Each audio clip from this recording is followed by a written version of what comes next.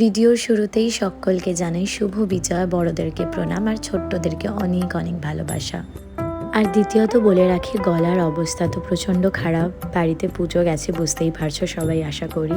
দিনটা ছিল মহাসপ্তমী, আর দিনটা আমার কাছে অত্যন্ত বিশেষ একটি দিন, কারণ প্রথমবার নিজের হাতেই মাকে ভোগ করে দেওয়া, যেটার জন্য আমার দীক্ষা নেওয়া।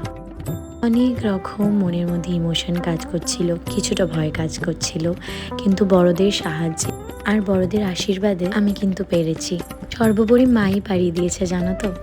মহাসপ্তমীর দিনে মায়ের ভোগে আমাদের বাড়িতে হয়ে থাকে ফ্রাইড রাইস, 5 রকম ভাজা, চাটনি, পায়েস, তরকারি।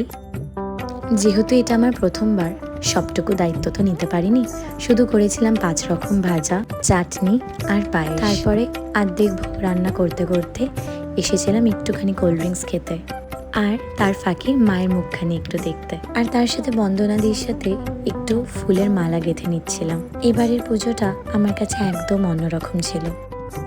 হাতে গোনা কয়েকটা এলোমেলো চুল, কোনো মেকআপ নেই, লিপস্টিক, ফাউন্ডেশন, লাইনার, এদের সাথে সম্পর্ক ছিল শুধু অষ্টমী আর দশমীর দিন। তারপরে মহাভোগ হয়ে যাওয়ার পর এখানে ভোগ সুন্দর করে বেড়ে নিচ্ছিলাম। এইভাবে কাটলো মহাসপ্তমীর সকালটা।